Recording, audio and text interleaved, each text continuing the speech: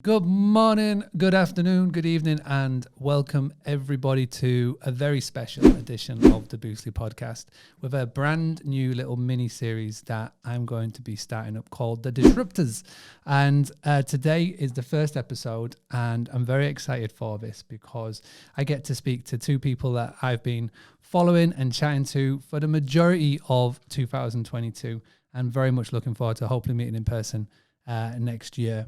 Before we reveal who they are, what I wanted to do is to throw the question over to you, everybody that is tuning in. Let's give you a little chance to plug your business. So if you can do so in the comment section right now, whether you're watching live or whether you're watching on the replay, leave a hashtag live, leave a hashtag replay, and let me know where in the world your hospitality business is. Give yourself a pitch and a promote, put the web links in there.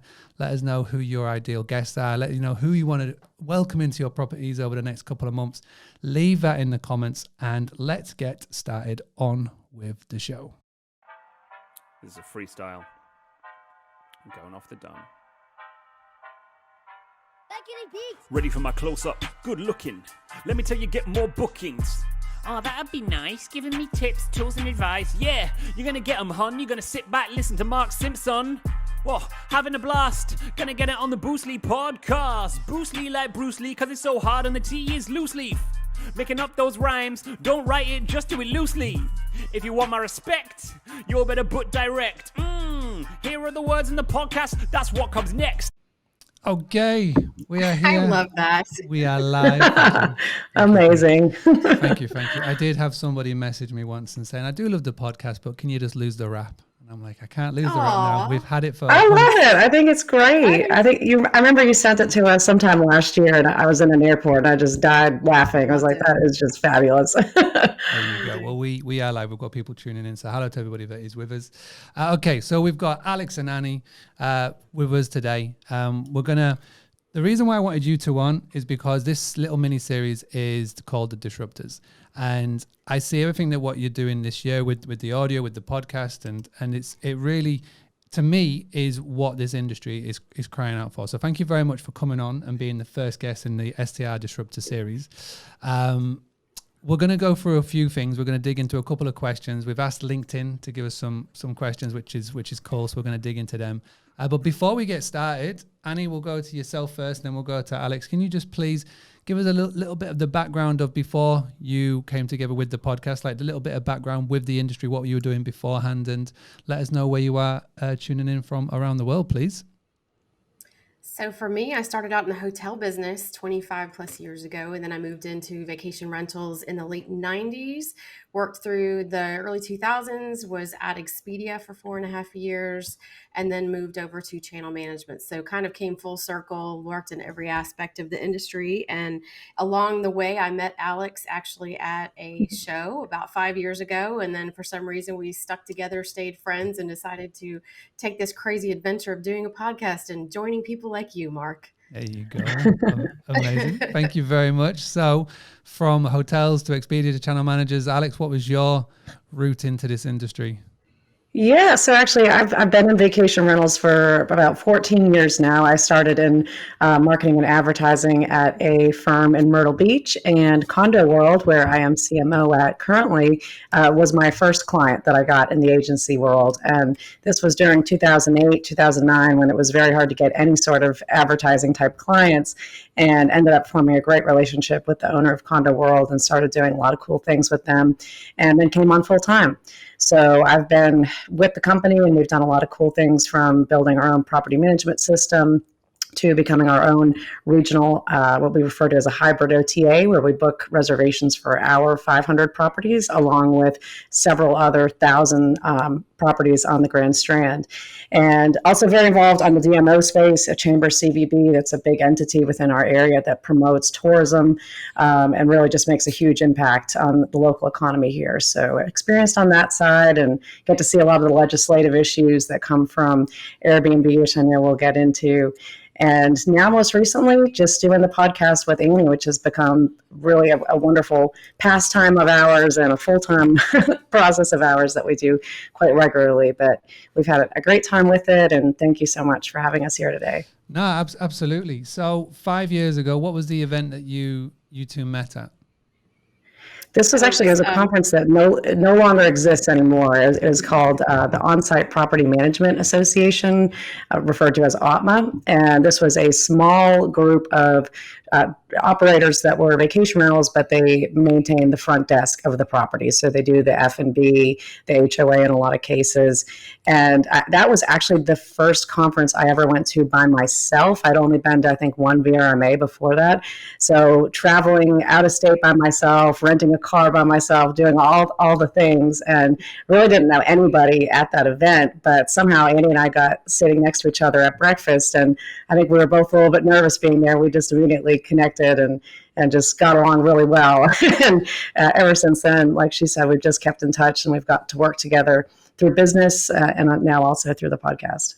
Nice. So it's a very similar story to Sarah and Nettie from Thanks for Visiting. Yeah. They got sat together at a meeting. I think it was like a local meeting for something or other, and just got chatting from there. So over the last 5 years, how many podcast episodes are you on now? What's the number, Annie?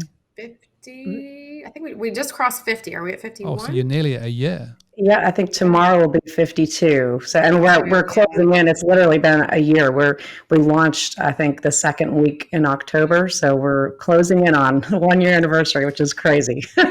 So congratulations. It's always cool to see. I remember chatting to you both on LinkedIn, like right back at like the first couple of episodes. So it's cool to see, and all the new tech and all the cool things you got going on.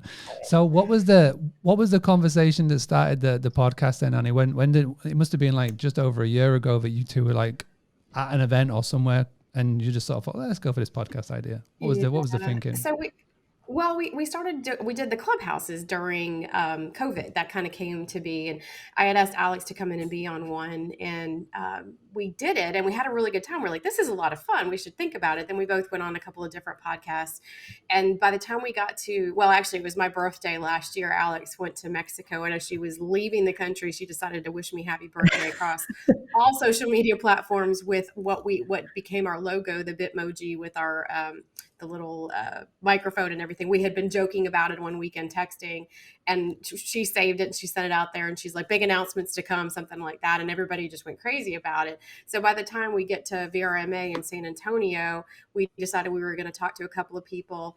Alex ran into actually Sarah and Annette in the bathroom, and they had their shirts on that said, ask me about my podcast. And she was like, you got to come in here. You got to meet these girls. You're not going to believe this. And I thought, why are you bringing me into the bathroom to meet two girls? This is really strange.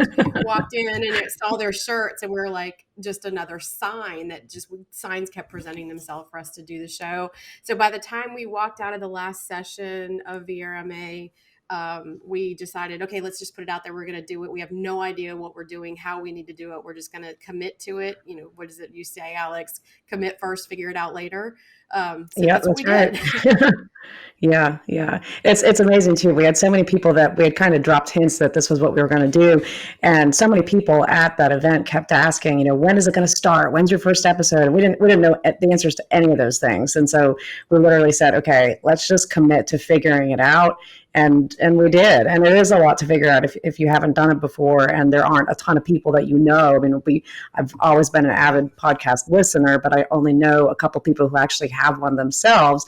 And it's interesting when you ask somebody for advice on how to start a podcast, there's so many different ways to do it, and so many different systems and mics and hosting and all the things that the more questions we asked, the more confusing it got. And so we just picked some and just went with it, but it worked out pretty good. And we've actually stuck with all the same systems for the most part that we started with. Well, this is a nice little segue into one of my later questions, but I might as well ask it now, and we'll go Annie with yourself first. What's the one piece of advice that you wish you had received before starting the podcast?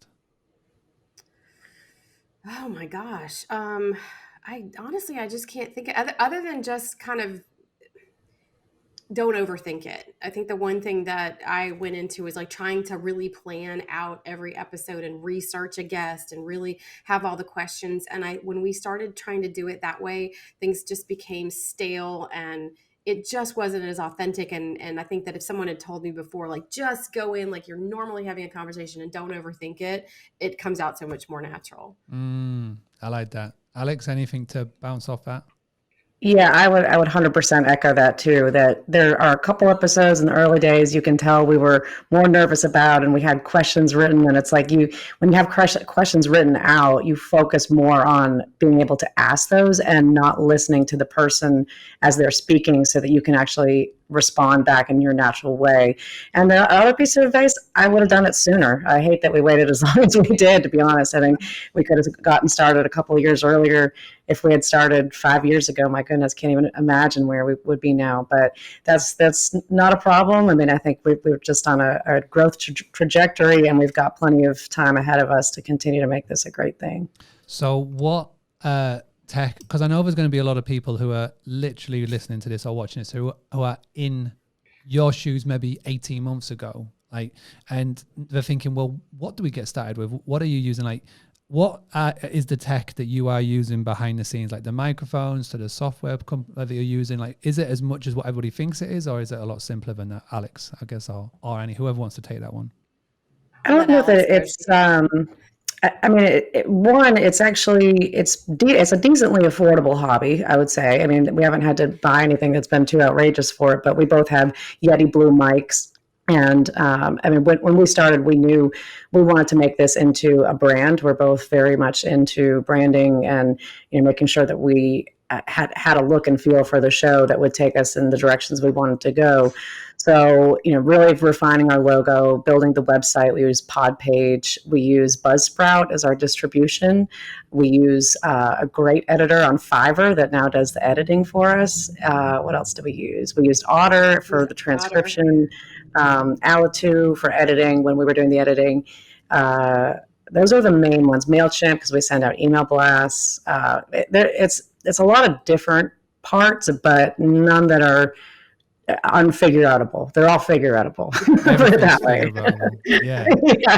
Yeah, exactly. So like basically start now, break it, and just keep on improving. That's the and don't worry about thinking of topics. For us at least, that hasn't been a hard thing, or guests. I mean, we've been able to. I think our experience in the industry and anything that you're interested in, if you have an interest in learning more about it and you know a lot about it, the content will come to you. And if you just make it more conversational, that's where the magic really starts to happen. And now you've got sponsors, right? We do, yes. So that's the good thing that comes from. So the hobby is no longer, one that you have to self-fund, which is nice. Yeah, exactly. Yeah. So Wheelhouse is our brand sponsor, and that's been great because they've been very engaging and giving us ideas for conversations and guests that we can talk to. But to Alex's point, I think that for anybody that wants to start out with this, we both have different skill sets for different specializations within the industry, but also just a wealth of connections that we fostered over the years. So we both spent a lot of time building our personal brands, and putting them together as a really strong brand only just opened more doors for us to do this podcast. And so we actually kind of have a fairly long runway of guests in front of us that we can access, which is a nice problem to have, because I've heard of people that get to kind of year one and they exhaust all of their resources and they don't know where to go from there. So I would say definitely focus on your individual brands before you do something this enormous. No, I can totally relate. I got to probably the end of year one or year two, and I thought, oh, I've interviewed everybody. So that's when I started doing loads of mini solo ones by myself and sort of built it up again. But yeah, definitely can relate, and some lovely little bits of advice there. And now, from what I see, the events that you've been to, you've set up a podcasting booth or an interview booth. Like, where did that idea come from, going to one? I don't know which event it was, if you want to fill in the gaps and whatnot. So you had your own little podcast booth and interviewing people. Talk about that. Yeah, we did that at VRMA. Go ahead. So we did it at VRMA executive conference, and where that came from was Alex and I were talking about ways that we could participate in shows. And one thing that you hear from a vendor side is, gosh, none of the people come into the vendor hall. But then you hear people that should go in the vendor hall, the buyers, and they're like, I just don't want to go in the vendor hall because I feel like there's just people constantly coming to me. So we thought, well, why not put us in the middle of it and have people come up for conversations and interview them live and do that? And so we presented that to VRMA. They were kind of at first a little hesitant to entertain it. And then the more we talked through it, they said, well, let's give it a try. at the executive summit. So we did that, and we interviewed people as they were coming out of the session in the vendor hall, and had conversations with them right in the middle of it. So it was great to interact with them. It was great because the vendors were right there, and they didn't feel like they were not getting attention. The attendees did not feel like they were being accosted in any way. So hopefully we'll be able to do a larger segment of that at other conferences with other podcasts, and kind of do like this rotating, news desk, if you will. We just think it'll be a great way to get everybody sort of engaged with each other. And now you're doing panels as well at shows and conferences. Is that what you were doing before the podcast, or is the podcast giving you the confidence to put your name forward to do on the stage and panels like Alex? I think it's given us more confidence to be able to do it, but I've been being on panels for probably at least the last 4 years, I'd say. But I look at it all differently now. I think once you start to find your voice and you learn to hear what you sound like, which, to be honest, that's kind of a crazy thing at first. I didn't used to like to even hear my voice on a voicemail. And not that I love hearing my own voice, but you just get used to what you sound like and you stop being so critical of it. So that was a big thing for me. But yeah, now, just we obviously are getting asked to be on more panels, which is exciting to talk about, the companies that we work for, and also just, spread more knowledge and exposure for the podcast. So that's my next question. From doing this and being at the shows and whatnot, but particularly the podcast, has more opportunities or more people come to you, like Alex and Annie, for your day jobs, Condo World, etc., and sort of said, "Oh, I listened to you on a podcast, or I checked out your podcast episode." Has that happened yet? You're talking about the personal brand. Is that being like a byproduct of it, Annie? Yeah, for sure. For me, I know I've talked to, so I work in account management and kind of on the sales side of things. And I've talked to people, and we'll just get in conversation, and somebody will say, "I was listening to this podcast. Are you Annie? Are you, so it starts to be like, I'm the Annie of Alex and Annie." And I've actually, what's fascinating is you just don't realize how many people are listening, and you run into, I think 2 weeks ago, I had 4 different demos, and 3 out of the 4 people had all been listening to the show. So they maybe not necessarily connected the two, but as soon as they talk to me, they realize, oh my gosh, you're that person. And I think, again, it gives me credibility and, being a subject matter expert in multiple areas, that people are like, okay, if I'm going to give you my business, I feel comfortable and confident in being able to do that. Yeah, right. Absolutely. Yeah. Alex, have you anything to put on top of that? Has that benefited in what you've been doing at Condo World? Yeah, absolutely. And I will say too, I think podcasting is one of the least utilized but most effective ways of building connections with your current customers, future customers. There's so many more opportunities of things that we can do, from a homeowner, sided podcast, a guest sided podcast. This is obviously B2B. And what I've found is just mostly in the partners that we work with and the vendors that we have, when somebody already knows you, it's funny, like they feel like they really know you, and they do if you've listened to all of our episodes. But it just makes conversation very easy when you're trying to do business with somebody, when you can start telling a story and they'll say, "Oh yeah, I know when that happened." And I'm like, "Yeah, you're right." That's what happened. So I think just for building the relationships, and for sure, anytime a company has somebody that is a visible subject matter expert, that just is inherently valuable for the company. We talked about today, our personal brands, but I think a good employer brand is made up of employees that have personal brands that reflect that, into how they project for the company. Yeah, I think that's, I'm starting to think, I'm at the age now where my kids my eldest is getting to 10, and sort of thinking about like his sort of education and whatnot. And it's got me thinking about he wants to create a YouTube video, wants to create a channel. And I'm thinking that everybody should be able to create content in some way, shape or form. Doesn't matter what that content needs to be, because even if he doesn't want to be entrepreneurial like his parents, if he wants to be somebody who is employed, like being able to create content and be able to add that value, I feel like in 10, 15 years time, when he's going into that world, it'll be so valuable to do, if it's a podcast or if it's a video or however. And it's something that I say a lot to hosts. So I know we've got a lot of hosts watching. So hi, Daniel, Cherie. Somebody dropped in a comment saying, "Love this. Well done, girls." So this is brilliant. So great. I think for hosts as well, it's really important to be able to look at this content medium as well, because everyone focuses on Facebook or Instagram. But podcast, like you say, you could do an interview with a local business owner who is doing whatever that may be, but something that is ideal for your guests, and that will sit there in the world of SEO and whatnot. And it builds relationships. So it's definitely a cool thing. And again, it's not, we make it up to be something a lot harder than it is a lot of the time. So you get a decent microphone, you can use your webcam on your camera, and you can find somebody on Fiverr that can do the editing parts, and you can pretty much have someone up and running. So let's move on to the topic at hand, which is disrupting. And something that you've come up with this year is a new hashtag. I saw you wearing the branded shirts at an event recently. So it's called We Are Not Airbnb. Let's go with Alex. Can you just give a little bit of an idea, or just explain a little bit more about what this topic is at hand, what the hashtag's about, and why are we sort of starting to spread it? And then we're going to go into 2 questions that we've got from LinkedIn.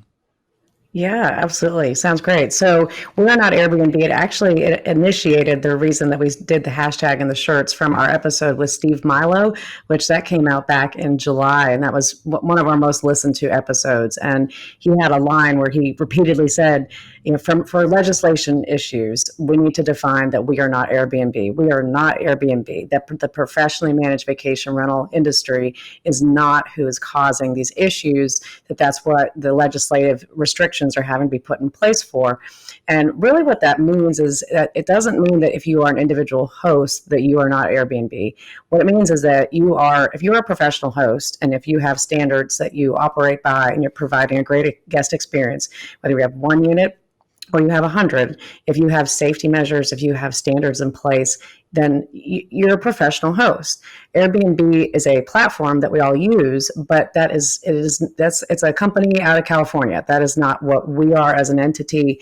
And it's really interesting to see when you go to these different cities that, and at the state level too, that these legislation restrictions are being put in place are done by people that don't know the difference and don't understand that short-term rentals, vacation rentals have been around for decades. This isn't anything new.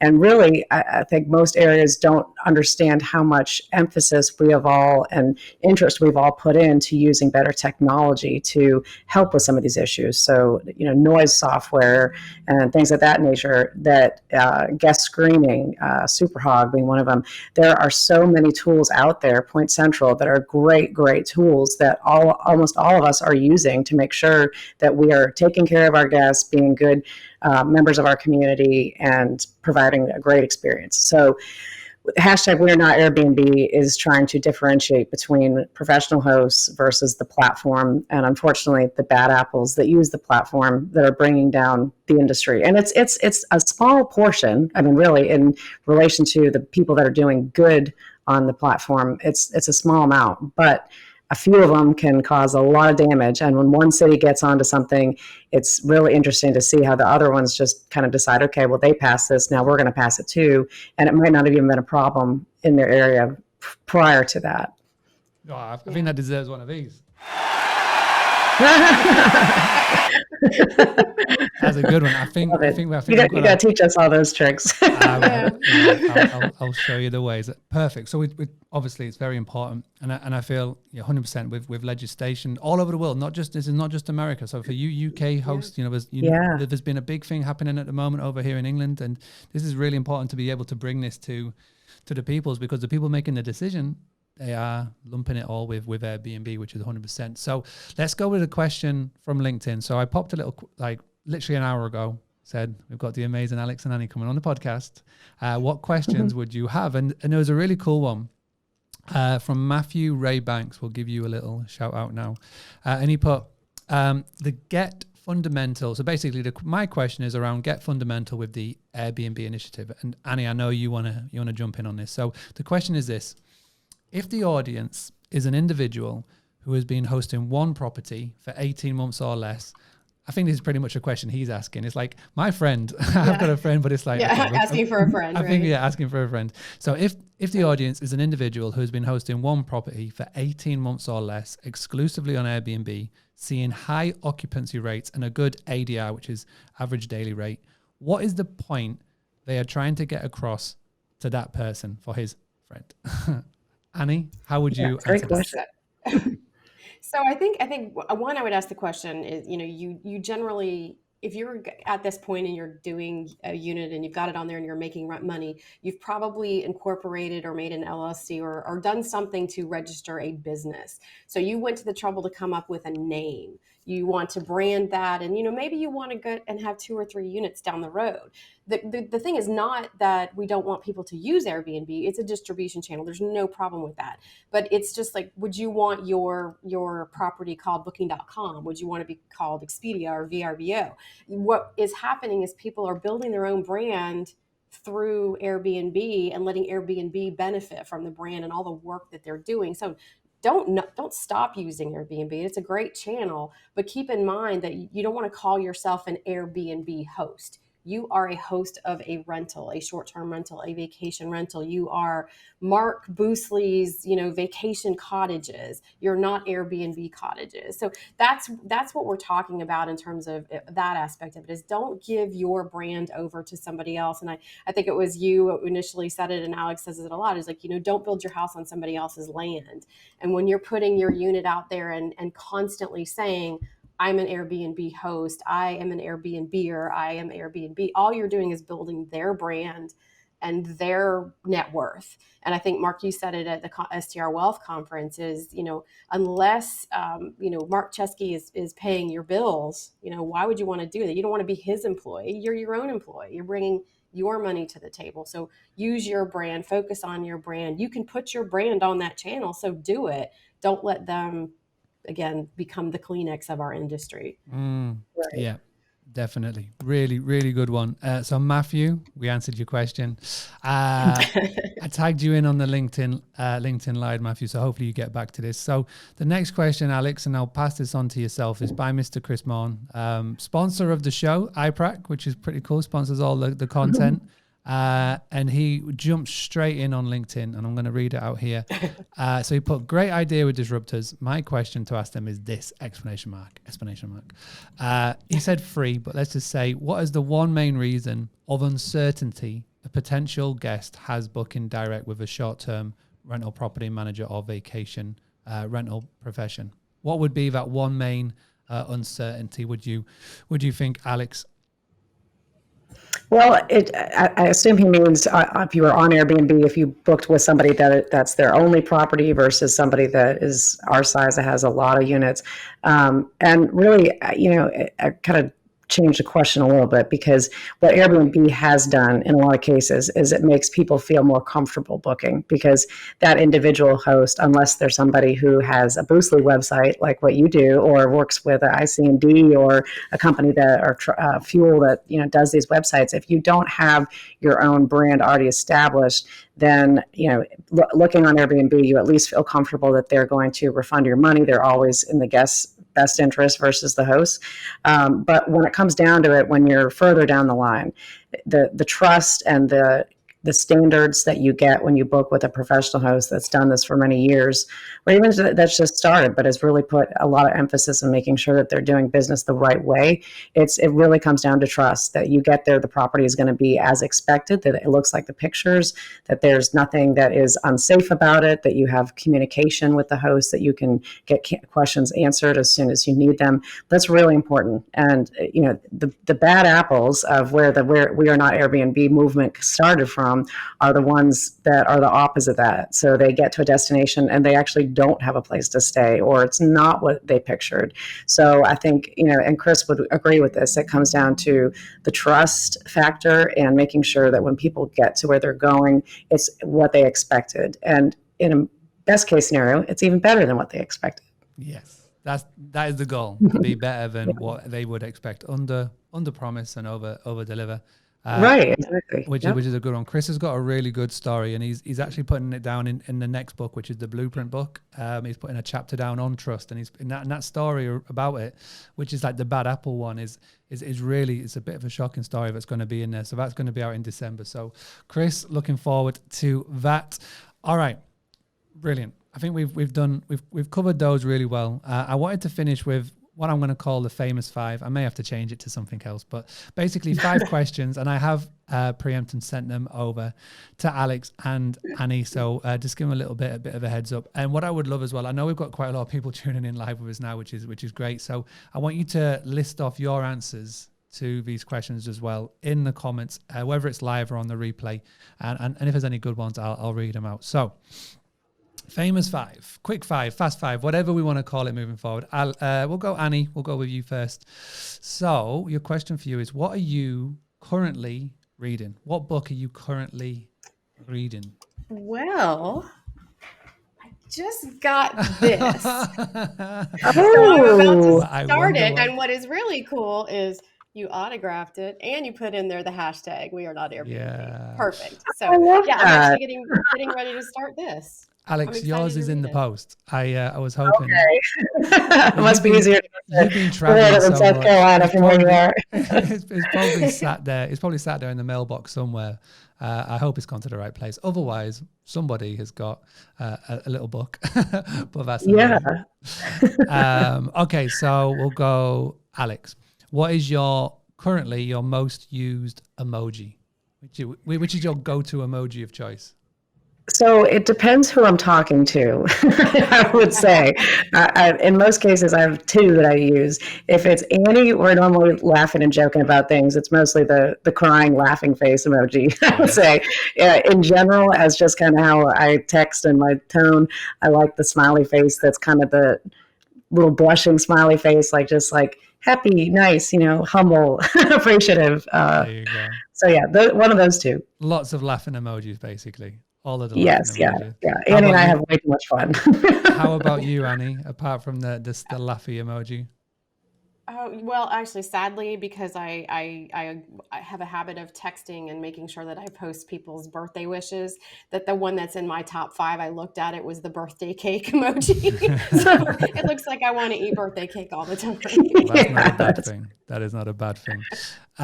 Okay, so next one. If you didn't have to sleep, and we'll go Annie first. So if you didn't have to sleep, what would you do with the extra time, extra 10, 8, 7 hours that you get in your day? I would take cooking classes. Yeah? Cool. Yeah, I really enjoy cooking. I'm not good at following recipes, so I really try to learn how to put things together. And I would love to take some classes if I had extra time to be able to just understand flavors and spices and things like that, so I could cook more. Would you say you are a good cook? My husband would say. I mean, I haven't killed him yet, so we haven't had food poisoning in our house. I would say I'm fairly decent. Well, that's a win. Alex, what would you do with your extra time? Oh boy, that's a hard thing to say. I probably learn more about podcasting. I already do it already in my extra time, but if I had more time, I think there's so many more things we could do with the show, and hopefully we'll get there. But really, the whole last year has been just a balancing act of learning how to really manage my time, and I think we've done some pretty good things to improve where we were a year ago. We use what Andrew McConnell calls advanced calendaring. So we use Calendly, and that's how we schedule things and how we make sure we have time to do our regular job as well as the podcast, which a lot of that is done after hours, actually.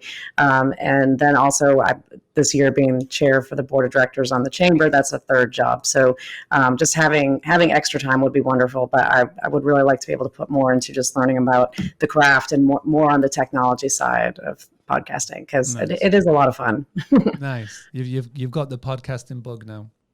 Yeah, I really do. All right, Alex, we'll throw this next one straight back to you. We've got 2 more. Where is your happy place? Like, where's that place that you go to and just like, you got those smiling emojis just going all over? Yeah, on the boat. We're big boaters here in the Myrtle Beach area. We live on the Intercoastal Waterway, and in our area here, it's a pretty big boating community that we have a lot of friends that boat. And so just being able to ride around on the boat or go meet up with friends and go out to dinner that's kind of our relaxing, my husband and I, what we really enjoy doing. So Nice. Annie, what about you?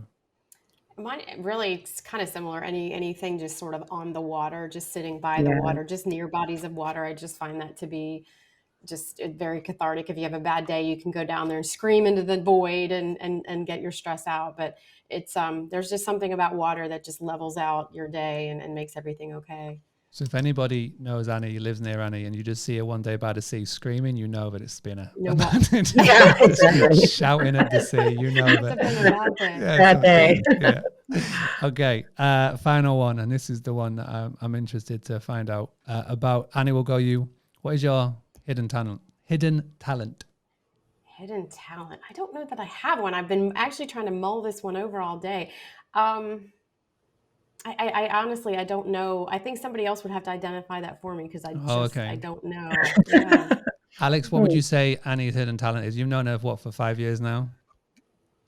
She has an incredible way of bringing people together, making people feel comfortable, which I don't think that I think she knows that. She's probably being humble, but I don't know that it's hidden. I think it's actually probably very visible that she has a great way of making people just feel welcome and like they belong in a conversation. And that's how we met, really, because I walked into that room at that conference feeling like I didn't know anybody. And the one thing that you don't know early in your career is that probably most of the people in the room feel the same way too.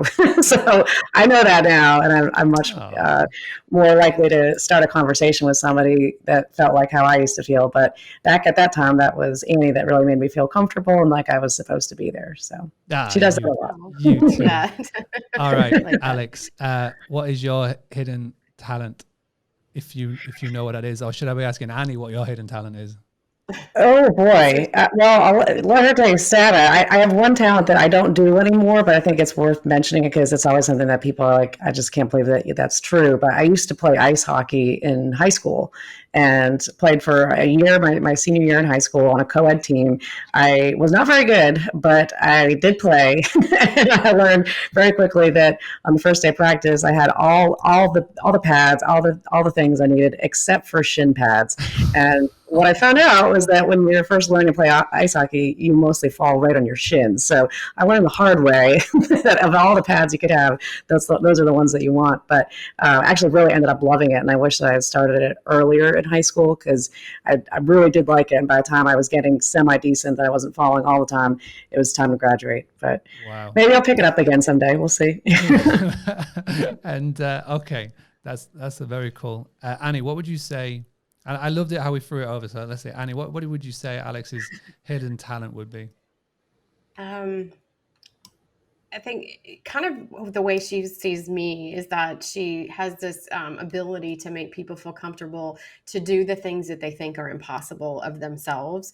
So I've known a lot of people that I feel like were, motivational and maybe mentoring, but never had anybody who could make me feel comfortable jumping off the cliff with them. To just do crazy things. And so I don't think that there's anybody else I would have done this podcast or any of the things that we've done in the last year. It's just her ability to draw me out of my discomfort or put me in my discomfort for the benefit of the two of us. To be comfortable about feeling uncomfortable. Being uncomfortable. Yes. Yeah. Well, yeah. It's been amazing to see. Like from my point of view, it's been. I remember messaging you right at the very start. It's been amazing to see like the growth and the guests and the conferences and the podcast booths and all the cool things. And I'm looking forward to the next 52 weeks, the next 52 episodes, and seeing where you're at episode 104. So well done. We really like it. Keep going down the route that you're going, like talking about We Are Not Airbnb and all that. That is definitely disrupting, and long may it happen. So from me, thank you very much. Final thing, if anybody wants to connect about anything afterwards, where's the best place to send them to? Annie, we'll go you first, and Alex. Anyone wants to chat about anything or even wants to maybe come on the podcast, where's the best place to send people to? So they can go to our website, alexandanniepodcast.com. If they want to reach me, certainly LinkedIn. I'm very, very active on LinkedIn, have lots of conversations going there. But you can email us through our website as well. Amazing. And Alex, is it LinkedIn, best place? Yeah, LinkedIn, yeah, and just our website. Sorry, you already said it, alexandanniepodcast.com. But yeah, you can look up Alex Husner, Husner. And like Annie, I'm on LinkedIn more than any other social platform these days. So happy to connect and talk with anybody. Lovely. All right, you two. We'll let you go. Thank you so much. Everybody that is tuning in, please do leave some love in the comments. And there's been a lot of people that have said wonderful podcasters, which is great. So I know there's people tuning in and saying hi. So if it's live on the replay, don't forget, leave a little link to your business so you can give yourself a bit of a shout out in the comments, which is lovely. But from me, thank you very much for tuning in. We'll be back with another podcast episode very soon. We've got 3 going out on a weekly basis now. So with that being said, let me do the little outro. Having a blast, gonna get it on the Bruce Lee podcast. Bruce Lee like Bruce Lee, cause it's so hard and the T is loose leaf. Making up those rhymes, don't write it, just do it loosely.